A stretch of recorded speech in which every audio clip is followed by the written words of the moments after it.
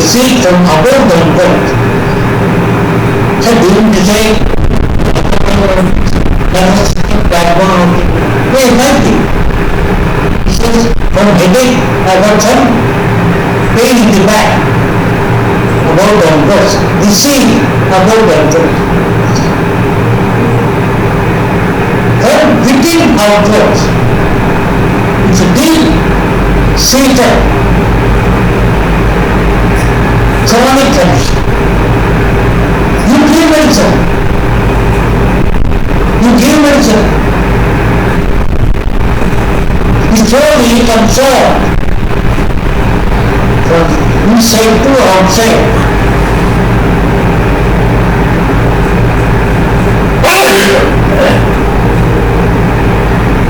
Within outside and in the reverse organ, with the pain traveling from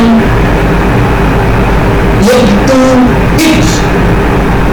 The healing must be that the pain should leave from hip to slowly go down to ribs or leg. This is how things happen in homeopathic way of prescription.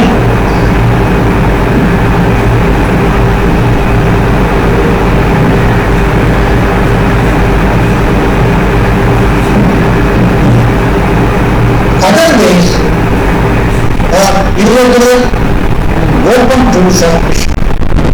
It should be the process of pregnancy. Patient feels better. He feels only comfortable, but not totally. That's only a little bit.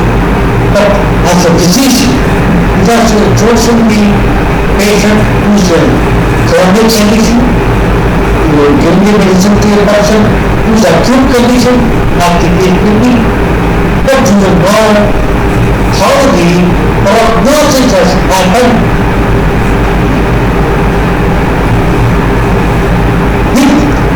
It is not so.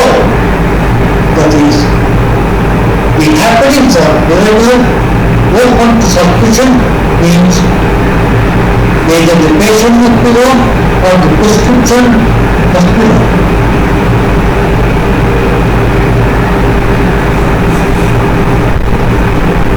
That must be a variation. That must be calculated by time in the natural symmetry of the manifestation. Hence, to complicate and render the disease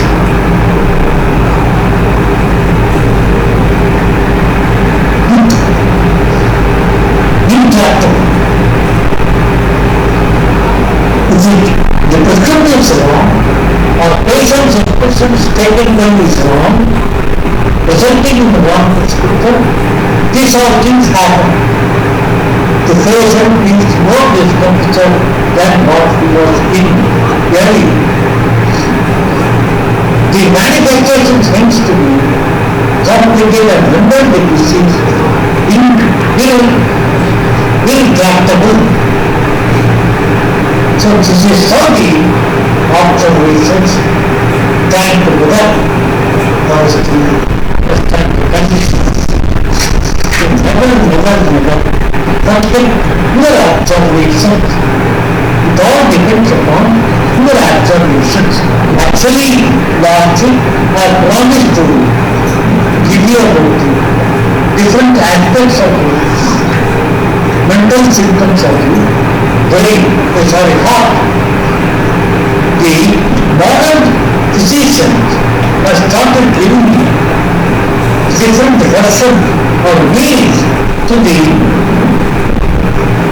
established nomenclatures to body symptoms, stated that. Because it is the observation they make the patient to understand easily and quickly. Because the honeymoon where the person goes actions are not changing, the expressions are not changing, but the meaning of the process of cure doesn't see. For example, if the mental symptoms are there, for heart, they will go to the mental symptom. They declare them to be. For example, contagious is there in the condition. According to the sensation, probabilities will be mixed. But the decision how it comes there, he has got this mental condition. So I saw some contagious of the himself. So I require that some 20 to 30 medicine they have discussed with me. Mental mind symptom. It's a very important. Because they only say they are mind symptom. With the mind symptom they are think the mind. That was the earlier concept. But what is the mind symptom? Even the present scenario, the present state of condition, present physiological condition, present functioning of the body,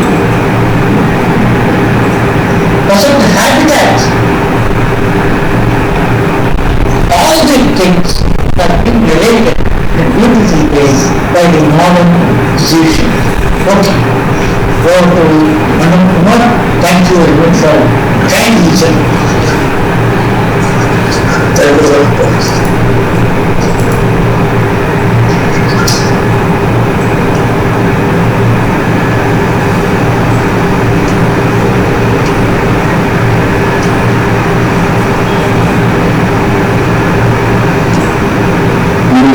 The psoriasis here now. Psoriasis is a term that is long-lasting disease, which the immune system becomes overactive. Like our immune system becomes overactive, causing skin cells to multiply too quickly. This is an autoimmune condition that leads to rapid growth of skin cells, resulting in the scales or patches to be developed in the body. Patches in the skin become scaly, inflamed, most often on the scalp and most on knees, but other parts of the body can also be affected as well. The real cause of psoriasis cannot be due to any single reason. It can be a combined reaction of genetic factors, immune system dysfunction, gut toxicity, and environmental triggers. So this gut toxicity we have to remember, and we will discuss that in going forward. Anyone can get psoriasis, but it is more common in adults than children. It affects men and women equally. Psoriasis, we have the skin structure and the way of aging. So our skin has basically 5 layers. There is 3 major layers. That is ectoderm, endoderm, mesoderm. We have already learned about it. But above that, we have minor layers and 2 more layers. So it's like a stacking of a building, like an apartment complex. You have many buildings, many apartments on top of the other, same way. From the lower layer, the skin layers are stacked one above the other. And from the bottom layer, the top layer, you can see distribution of certain cells called keratinocytes. So all through you can see keratinocytes. These keratinocytes move from the bottom and then keep on moving upwards. These cells grow from the lowest layers, multiply and move upwards step by step and reach the outermost layer and get set regularly as we don't know about it. But it happens every day. The skin goes from the bottom layers, keeps going upwards and comes up, falls out from the outer top layer, which we are not aware. But it happens in very slow pace. That is, if the cell starts growing from the bottom layer, it will take almost 20 to 30 days, maybe a month to reach the outer layer and go up. And that goes a slow process and we are not much of whatever it happens on the day too. And we find out the times now. But in psoriasis, what happens? The process happens very quickly. This happens just 3 or 4 days. So what happens is the new layer of skin is formed below the existing layer or existing outer layer before it is shed. So the outer layer it has to be shed, but there is no enough time for it to shed before that another layer is formed below that. No such layers keep on accumulating below the skin continuously. This so we see a thick patch of flaky, scaly skin under the affected area of psoriatic lesions. This patch can be itchy and wet sometimes. So this condition is called psoriasis. So we understand now there is a normal process where in 30 days the skin, the cells come from the bottom and get eliminated. And in psoriatic patients it happens in just 3-4 days. So before the top layer is shed, the bottom layers are ripped and it forms a thick patch, and that is why we see that they get thick and itchy and flaky. So due to this erratic behavior of the keratinocytes and excessive skin shedding, the places where psoriatic patients sit down or lie down, they will have a lot of skin flakes deposited. So the skin flakes, skin will be flaking and falling, and when they sit in some place, you can see the skin peels or will be falling in flakes around all the places. So it will be not very comfortable for others to see. As mentioned about the cause of psoriasis is not fixed or certain due to any one cause, but there are 3 major causes which can be correctly diagnosed, which has to be correctly diagnosed and addressed properly if we have to treat psoriasis. We see one of the 3 causes. One, this is the skin where you can see I said it will grow from the lymphocytes grow from the bottom and reaches up and it will not fall. In normal cases it will take 30 days and you can see this layer, the top layer, it's a normal skin and it peels up in a matter of 1 month's time it will be removed out. And from the bottom it starts and reaches to 20 days to reach out of the surface, whereas in the psoriatic patients this transition happens in 3 to 4 days, and even before the top layer forms, you can see multiple layers are found in this area, and the other area becomes thick, and you can see stain-like things breaking off for psoriatic patients. So this is the technical level for understanding the difference between psoriatic skin and normal skin. So now, the psoriasis causes vitamin D deficiency. This is a new information which everybody should remember.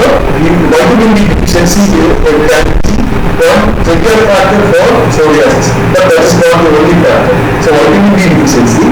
Next is gut toxicity. Gut toxicity means gut is intestine, and the toxicity generated by the intestine can be one of the causes which are studies have shown. Next is liver toxicity. So these 3 organs, 3 reasons. And 3 organs are creating problems, and the vitamin D deficiency also is creating problems. So we go by one by one. Vitamin D has been seen to be one of the most important ingredient for skin immunity and health. So vitamin D deficiency will we earlier thought about it as like rickets and all, and the bones are weak and aches and pains in the bones. But now we understand that skin immunity and health also is regulated by vitamin C. If psoriatic patients are exposed to sun, or if we give them vitamin either through injections or supplements, they show remarkable healing changes and symptoms are reduced. So anybody who is suffering from psoriasis, by increasing the level of vitamin D in the system, that is normally it is up to 50 nanograms per milliliter, but we have to keep it little more than that. So 60 nanograms per milliliter in the blood of psoriatic patients will reduce the psoriatic conditions considerably. So that can be tried. So increasing levels of vitamin D in our blood up to 60 nanograms per milliliter is one of the soothing symptoms, soothing measures shown by patients. Next is gut toxicity. The flora of harmful bacteria. We have a lot of bacteria growing in the intestine, and most of them are very useful bacteria. Sometimes when the useful bacteria number reduces because of bad habits or bad food habits or lack of exercise, no movements, sedentary habits and all, the intestinal movement slows down, and good bacteria dies because of the stagnated conditions inside the system. But at that time the bad bacteria multiplies. The the harmful bacteria, when crunches in the lung intestine, they initiate unwanted inflammatory reactions. So they discharge unwanted chemicals, substances chemicals to, and our immune system immediately identifies there is some sort of something happening there, and immune cells, macrophages and everything will go and attack the area where this is causing this of a problem, and they will normally attack by sending or emitting highly poisonous chemical secretions to kill these bacteria. And in the body, our blood will be having very high volumes of generated poisons, and when these chemicals our skin reacts to these response as psoriasis. So this is the gut. So this is the gut origin of psoriasis. So you can imagine when our habits are sedentary, our intestine is not proper, we don't have constipation, we don't pass stools properly, we don't eat balanced diet, we don't eat fibrous food, food. All these things will make the intestine move slowly and generate bad bacteria, and the bad bacteria and that our immune system will be attacking them, and in the body, our skin will be affected by the amount of poison that is rising in the skin. The same sort of thing I already explained also. Because of this bad chemicals, our insulin resistance also happens, and then we have diabetes. So everything depends upon how we manage our bacterial levels in our system. We should not allow the immune system to trigger that. Most of the cause of psoriasis is within our body and an immune reaction to it, and not due to external causes. So doctors recommend IgE test. When a patient comes, they ask you take the IgE test to check the immunoglobulin E test to measure the amount of immunoglobulin in antibodies in our body and see the external disease in the patient. So IgE test is recommended first by the doctor. Next is liver toxicity. Liver is an important organ, and if the liver functions normally, most of our disease will be reduced or vanished. Liver is the firehouse, the firing chamber in our body, and in the liver secretions that is bile, and everything is secreted properly and without any delay or quality, best quality, then our digestion happens properly. Liver, if it is inflamed or something, then the secretions reduces and we have problems. So liver health is important. If liver is inflamed and affected by some toxic materials, that is, if there is any toxic materials we take, like alcohol or anything like smoking and all those things, or many other chemical which we ingest, everything will get liver affected. And liver secretions can be released, the bile secretions and other enzyme productions will be impaired, and the liver accumulates toxin. The liver function test that was attained in the liver health. It has been noticed that so many patients, all the three causes will be seen all together. Not just vitamin D deficiency or that bacterial toxicity, but levels of vitamin D will decrease through the psoriatic patients in the clinical study. You can see the psoriasis patients, how difficult it will be to see a patient like this. They are all mosquitoes, or patched up and scaly and flaky and itchy. It's a very critical disease, and you can imagine people suffering from these other diseases. You can see psoriasis and eczema differences. Eczema will be inflamed, but there is no flaking. But here you can see plaques are being seen under the psoriasis patients above the surface. The symptoms of psoriasis are red patches covered with thick, silvery scales, itchy and painful sometimes. This can sometimes go through cycles, learning up for few weeks and months, over time they subside and then go into remission. The treatment can be applied based on the type of severity of the disease. While psoriasis can often be successful to be treated by creams and ointments. While moderate and severe psoriasis, they require pills, injections, or light treatments. So managing the common triggers such as stress, skin injuries can also help in reducing and controlling the symptoms. How psoriasis carries risk of getting other serious conditions, including psoriasis carries the risk of other serious conditions, including psoriatic arthritis is a chronic form of arthritis that causes pain, swelling, stiffness or joint pains, and places where tendons and ligaments are attached to the bones. So these areas will have arthritic reactions. Cardiovascular events such as heart attacks and strokes can also be there. Mental health problems such as low esteem, because when the skin is already in this where we don't have any high esteem or we feel low and rejected. So no self-esteem, anxiety and depression will also be there. People with psoriasis may also be more likely to get certain cancers, Crohn's disease, diabetes, metabolic syndrome, obesity, and osteoporosis, uveitis, there is inflammation of the eye, liver disease, and kidney disease. So the chemicals which has been released by our immune system will lead into kidney disease, can cause liver disease, and also cause diabetes and other metabolic syndromes. So these are the things all interrelated. Types of psoriasis. There are different types of psoriasis. One is called plaque psoriasis. This is most common kind, and it appears as raised red patches of skin that is covered by single white scales.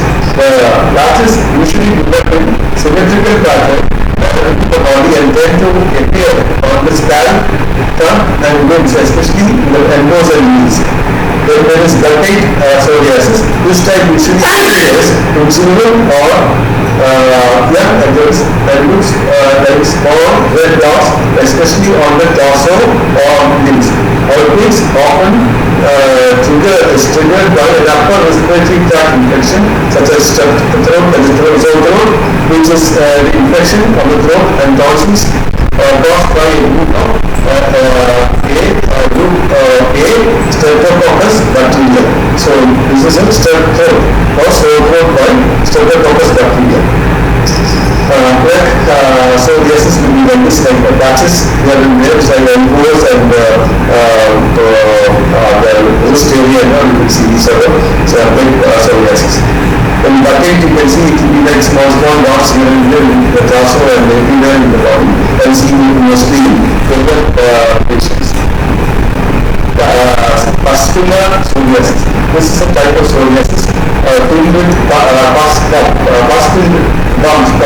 pustules surrounded by red skin epithelium, which is usually affects the hands, feet, and there is a form that covers most of the body. So it can be anywhere in the body also. Symptoms are triggered by medications, by infections, stress, and certain chemicals. So certain medications can also trigger this. Inverse psoriasis. This is a form that appears as patches of skin folds, such as beneath the breast or in broad regions and armpits. So rubbing and sweating can make it worse. So there will not be any what we call scaly, white scaly skin reactions. They will not be red, and the skin appears smooth. And you will see a very breast and armpits and the area where the skin drops each other. Psoriasis. This is a rare but severe form of psoriasis characterized by red scaly skin over most of the body. This is triggered by bad sunburns, so we say it is sun reactions. So bad sunburns are making certain medications such as corticosteroids. These conditions often develop in people who have different types of psoriasis as well as well control and which is not well controlled, and it can be very serious. So this is pustular psoriasis. You can see pustular patches here and there on the outer outside of the cells. Pustular psoriasis. And this is the inverse psoriasis, as I said, under the breast and the way the skin runs about. The skin is smooth, but the red patches is there. So this is inverse psoriasis.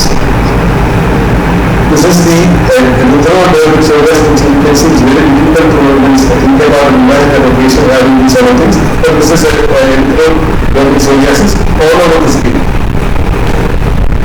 Symptoms of psoriasis vary from person to person, and some common ones are patches of thick red skin with silvery white scales at its cheeks and burn, itch or burn, typically on the embossed knees, calf, trunk, palms and soles of the feet. Dry, black skins, these itches or bleeds. Thick, rigid nails, was in quality.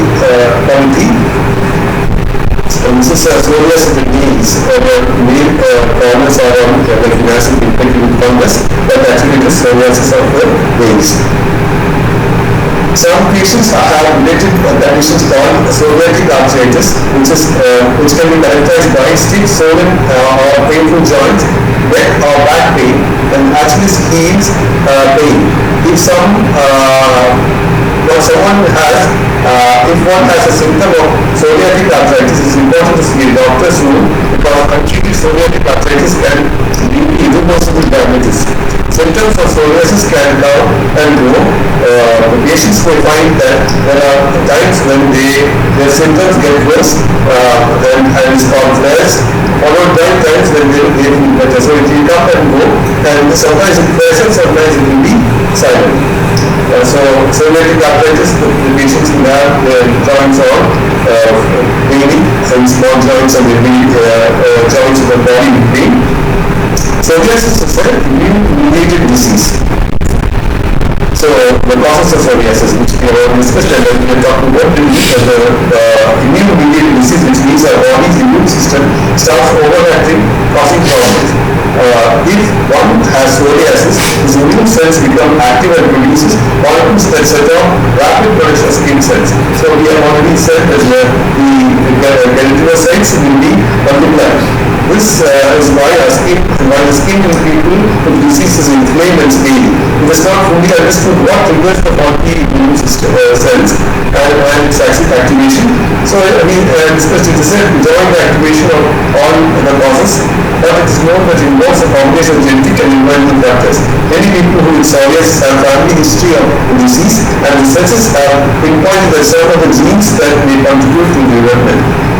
Many of them play a role of function of the immune system. So basically, it's an immune reaction, and our skin reacts to the, which we have already explained, the chemicals produced by bacteria or other reasons. Some of the external factors may increase chances of developing psoriasis. Infections, especially streptococcal and HIV infections, such medicines such as drugs to treat heart disease, malaria, or mental health problems. Smoking and obesity also will be some other causes. And in allopathic treatment, the medications can help certain symptoms to improve the quality of life, but they will cure the conditions. Some treatments include topical treatment, that's corticosteroids, salicylic acid, and vitamin D are often prescribed for mild and moderate psoriasis. Corticosteroids are available as creams and lotions and ointments and solutions. Oral medications is methotrexate is a weekly oral dose which can reduce the skin cell production and inflammation. So this will address the self-amplification rate. Acetylcholine is a retinoid pill and will reduce the skin production. Cyclosporin is an oral medication which suppresses the immune system for severe psoriasis, but it cannot be used continuously for more than a year. The injection includes triamcinolone, is a steroid that can be injected directly into the resistant psoriasis uses patches. Biologics are injectable drugs that alter the immune system and improve the symptoms. This treatment aims to reduce the symptoms and helps the disease and helps the disease enter remission. So we will try to get a purely, but we will push the nerve into a silent mode. The other things are for gut bacteria, it is the salt-based probiotics are found useful to prevent proliferation of the harmful gut bacteria. So salt-based, that is why we are told to take fresh vegetables and or lean salads which are not cooked and all. So salt-based microbes will be fed into our system, and if you put these out in rice or uncooked raw vegetables, leafy vegetables and all, will help to provide us this soil-based probiotics.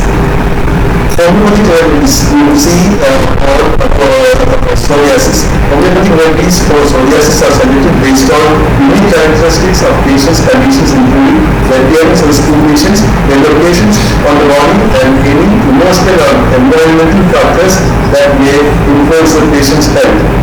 The constitution-based treatment only or totality of mental and physical symptoms of individuals is only considered irrespective of the names of the disease and organs affected. That is how homeopathy works. By addressing the root cause of the patient, by constitution corrections, homeopathy aims to reduce the frequency and severity of the outbreaks, improve the skin health, and enhance the patient's overall well-being. So there are several homeopathic medicines commonly recommended for psoriasis, all supporting all the time a handful. Arsenic tablet is the best medicine for individuals experiencing from skin, scaly, itchy skins that feels better with warm.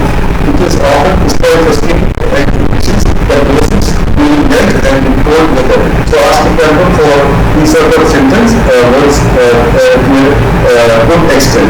Dermatitis, recommended tube for those with thick, rough skin lesions covered by sticky discharge. So dermatitis will have sticky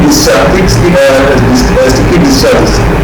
Dermatitis is particularly effective for skin inflammations that appears on the scalp, behind the ears, or the knees, below the nails and genitals. Sulfur is indicated for fiery red inflamed lesions that are itchy and burning. It is often used when symptoms worsen with the heat and water, indicating a deep-seated systemic issue. Next is Lustox, which works for chronic conditions that improves with motion but worsens in cold, damp weather or during rest. Memory is often used for individuals with joint pain associated with psoriatic arthritis. So psoriatic arthritis, we have Lustox. The protein is carried for deep cuts and pushes in the skin, especially on the hands and feet, which is especially beneficial for skin conditions that worsen in winter and improves in summer.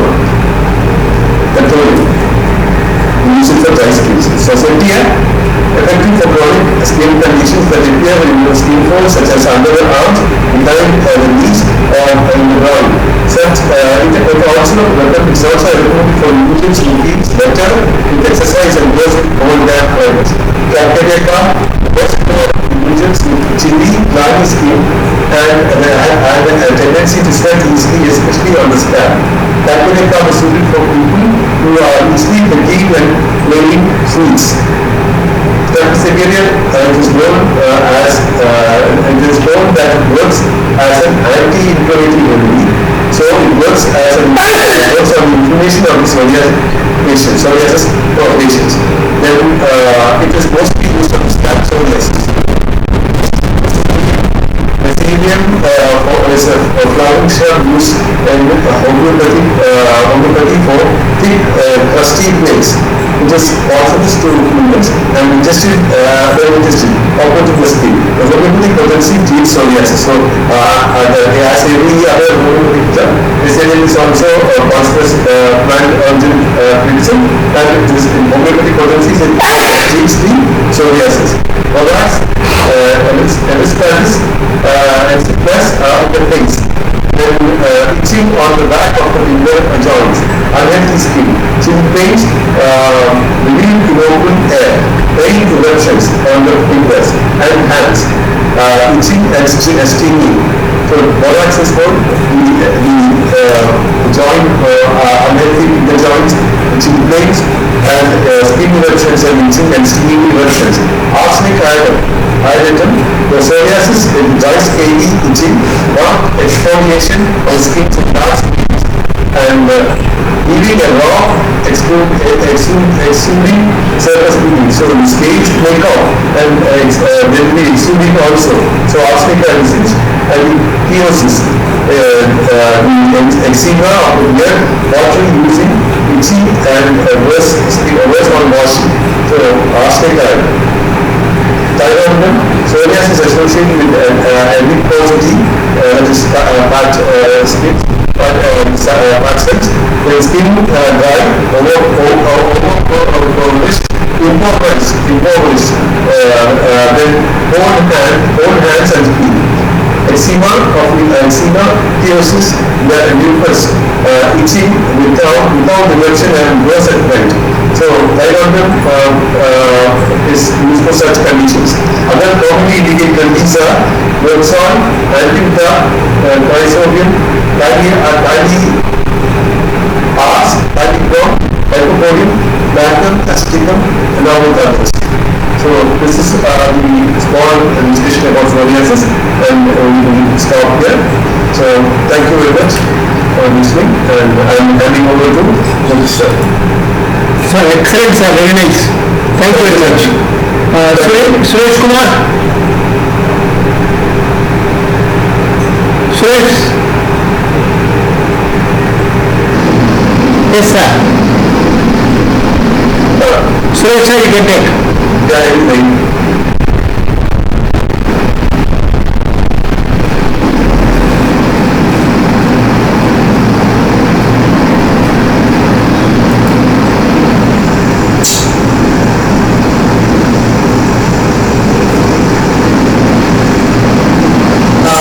Is audible?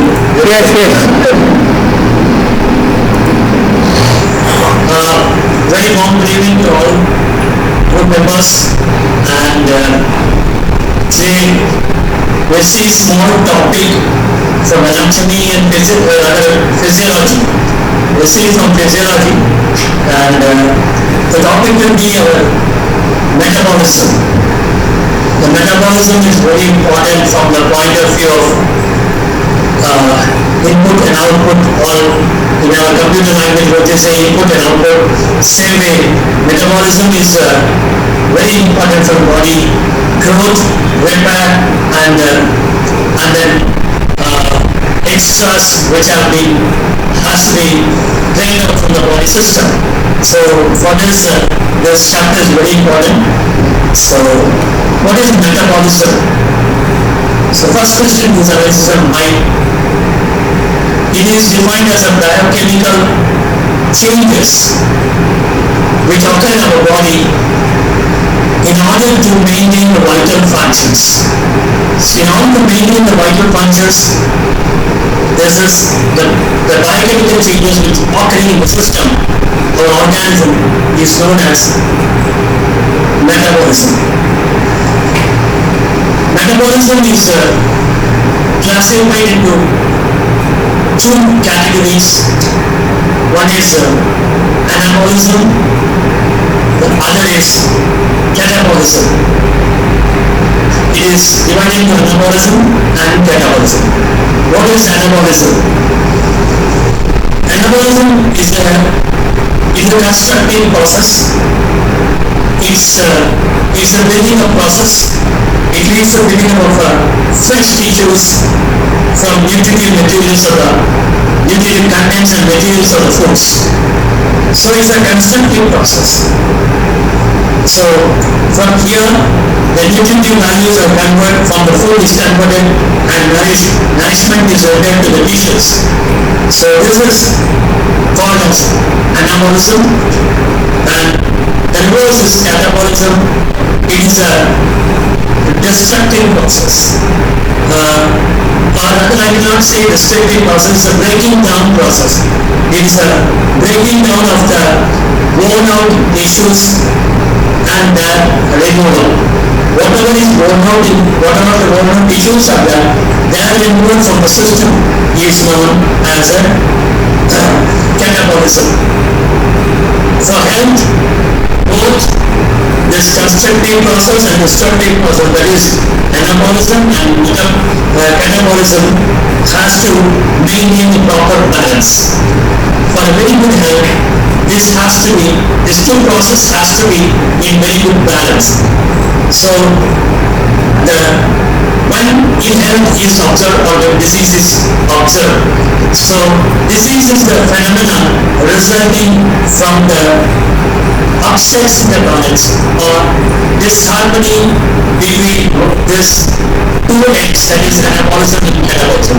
Whenever this balance between the anabolism that is catabolism is impaired or anabolism is impaired, the process is impaired, then the upsets occur and this upsets lead to disease production or disease causation.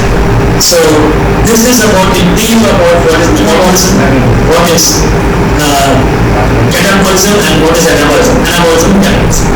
So both the things, having seen this, leads to the energy which body is requiring from different sources for building a process. So the body requires energy to maintain its vital functions. All of us know this very common knowledge. The body requires energy to maintain the vital functions. And the body energy is derived from food intake. And the following are the sources of energy which is present in the body or which is present in the food. The food has got energy and from that it is being assimilated in format of carbohydrate, protein and vitamins and salts. So these are available in food, the carbohydrates, the proteins, the vitamins and salts. These are the energy provider for the various functions also, we can say, to the body.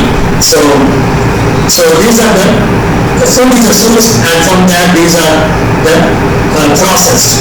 So carbohydrates and fats are needed for their source of energy for the work and heat, for the heat and for energy to work, the carbohydrates and fats are required.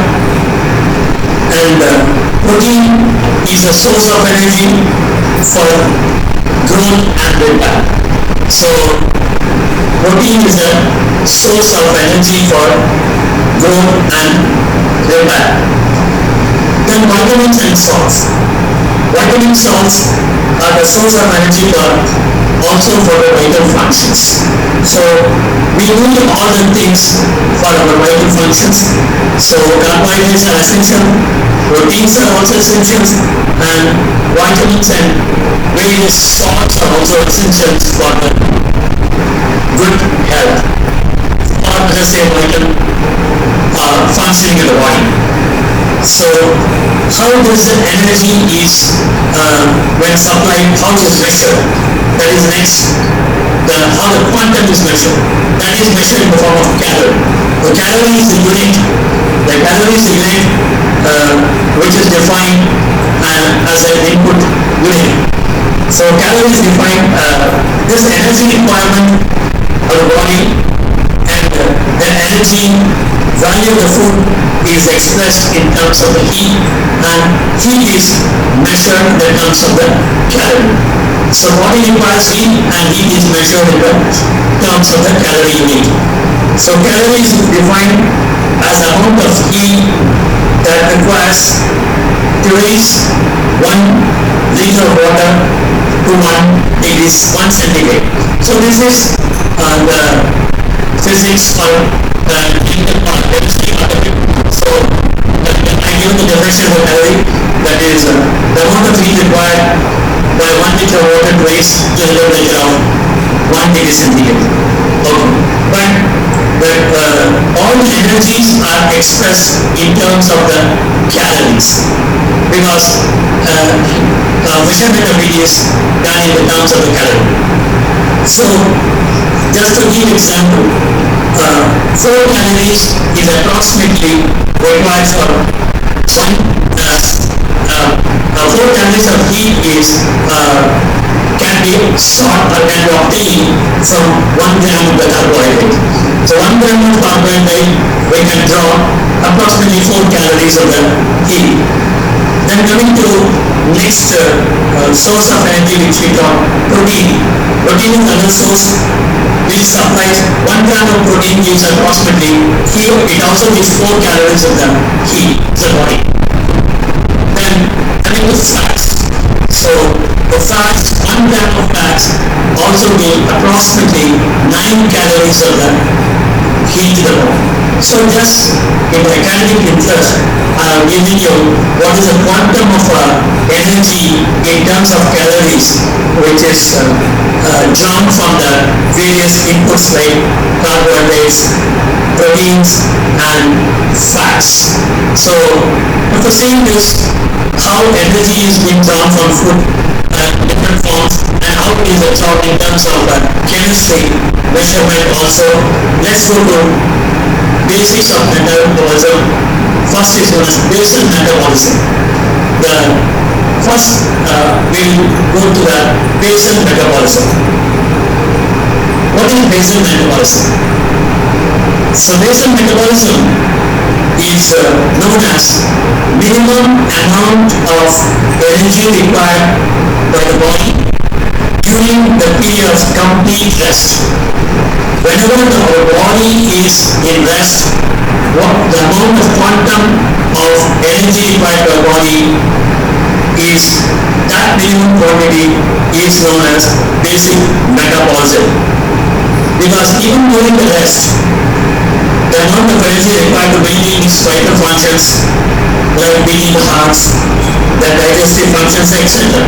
So even the body is in rest, there are many vital functions which are going in the system, and body needs the energy. And this minimum quantum is known as basal metabolism. And what is the energy of this basal metabolism? So approximately 25 calories or 24 calories also we take. So as Dr. Kaur, our anatomy, 25 calories per kg of the body weight is required in 24 hours, approximately 1 calorie per 1 kg of the body weight. So 25 calories is required per kg of the body weight in 24 hours. So on an average, if you multiply 25 calories for an average weight of 16 kg body, we multiply, it comes as 1500 calories. So when we multiply 25 calories for 16 kg of the body, 16 to 25 is 1500 calories of this basal metabolism energy is required. So this was minimum energy is required for functioning, act functioning or correct functioning of the body during the rest period.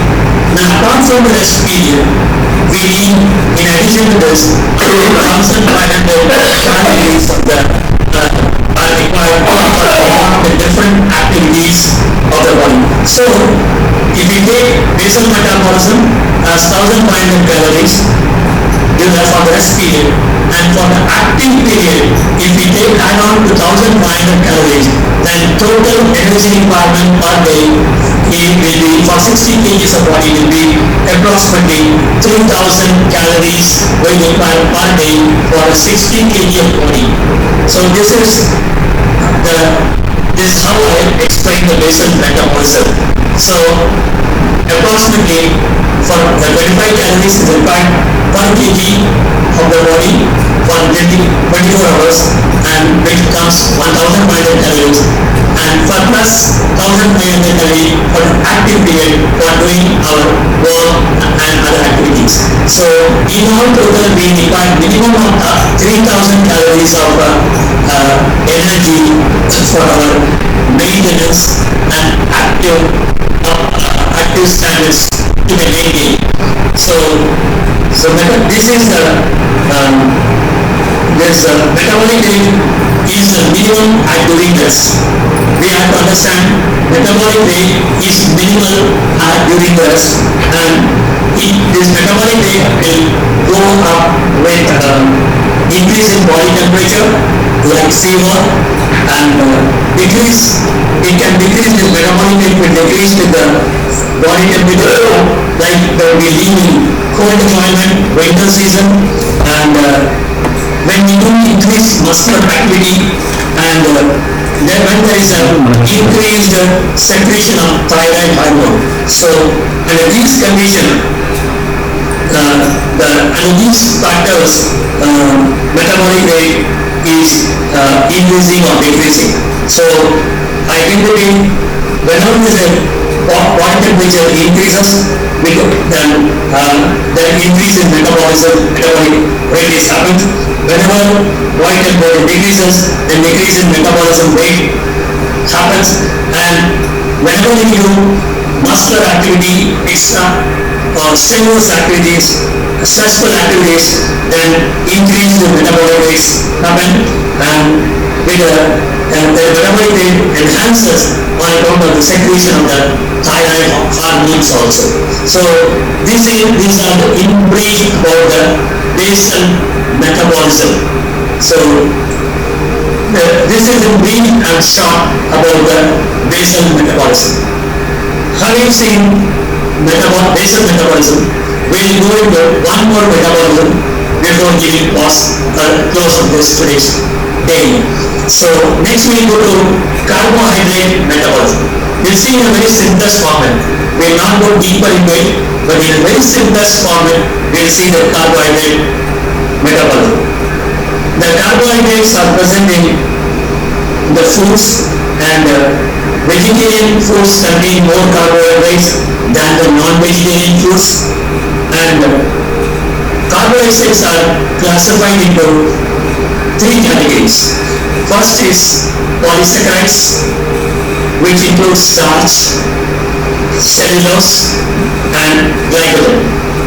So I again repeat, polysaccharides, first category, first type of carbohydrate, they include starch, they include cellulose, and they include also glycogen. The second type of carbohydrate is disaccharides. Disaccharides, for example, they are known as maltose and lactose. The maltose and lactose are known as disaccharides. Then third type of carbohydrates are known as monosaccharides, and these include monosaccharides includes glucose and fructose. So in brief, polysaccharides is starch, cellulose, and glycogen. Disaccharides, maltose and lactose, and third variety is monosaccharide, is glucose and fructose.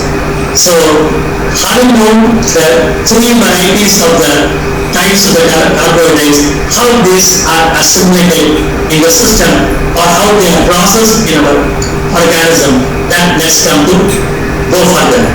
So first, obviously polysaccharide, in a simple way we can say polysaccharides, they break up into disaccharides, and disaccharides they break up into monosaccharides. Ultimately monosaccharides are absorbed in the system. And how this happens? First, the conversion of polysaccharides happens into disaccharides. So the starch is converted, the one variety of the polysaccharide starch is converted into maltose, and the another, the ptyalin in the saliva and amylase in pancreatitis. So this starch is converted from our ptyalin, which is present in saliva, and amylase which is available in untainted juice, they convert the maltose in maltose. Sorry, starch into maltose. Starch is converted into maltose by the thyrin and amylase. So this is the first level of process which happens. Starch is converted into maltose. Then next level of change is happening. The disaccharides are converted into monosaccharides. That is maltose. The maltose which is now present, they are converted into glucose by maltase in the intestinal juice. And the sucrose is also converted into glucose by invertase in the intestinal juice. So here in the second level of conversion, maltose is converted into glucose by the maltase and sucrose is converted into glucose by the invertase. So this is the second level of conversion, we can say, conversion of disaccharide into monosaccharides. Then when monosaccharides are formed, how they are absorbed, that is how glucose is absorbed. So absorption of glucose occurs in the stomach and through villi of small intestine, and glucose is immediately utilized, and some of the glucose is immediately utilized and some of them are carried to the liver also. So this is the third level of changes. So glucose in the stomach, they are absorbed by the villi of small intestine, and glucose is immediately either they are used or they are carried to the liver. Now because the liver is the storage point or the bank for the body. So in the liver, again glucose is converted into glycogen, and this glycogen is stored there, and they are later used whenever demand arises by the body. So this is how in brief I have given you how the conversion of this carbohydrates occur in the system. So again, to conclude, the conversion occurs as polysaccharides convert to the disaccharide ultimately converted into monosaccharides, and monosaccharides are absorbed in the system. Or otherwise, starch is converted to the maltose is converted to glucose, and finally glucose is absorbed in the stomach through small intestine, and they are stored in liver as glycogen. This is how the metabolism of the carbohydrates occur in the system. So this is the most simplest way I have tried to bring it to you how does the carbohydrate metabolism occur in our system. So with this I give a pause to my talk, and we'll see the other metabolism like protein metabolism, fat metabolism in the next classes. Over to Dr. Murthy. Thank you, sir. Very interesting and very nice to hear this. Thank you very much, sir. Murthy, sir? Dr. Murthy is not available. I think so. I see. Okay.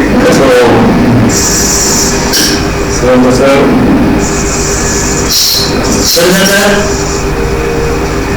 He's outside the game.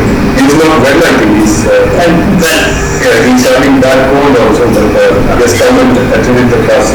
And then if there is any doubt or anything there, we can discuss, otherwise we can close it. Anybody has any questions or whatever we spoke today, we can have a discussion.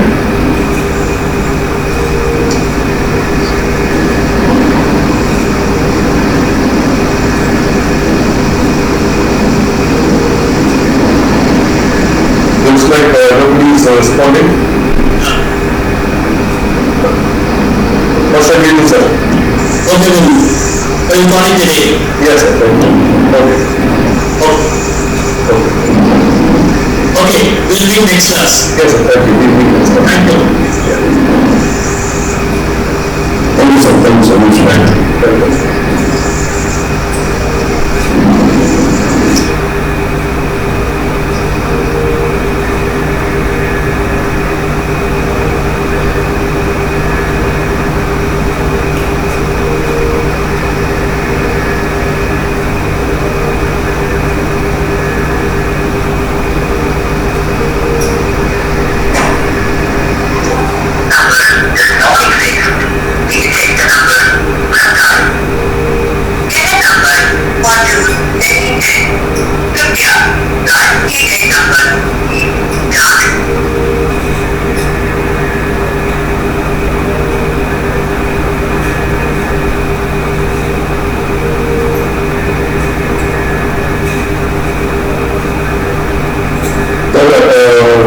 rupees, sir, we can wind it off, sir. Joker, sir. After server, sir, we can wind it off. Modi sir also not seeing. We can close, we can close also. You know,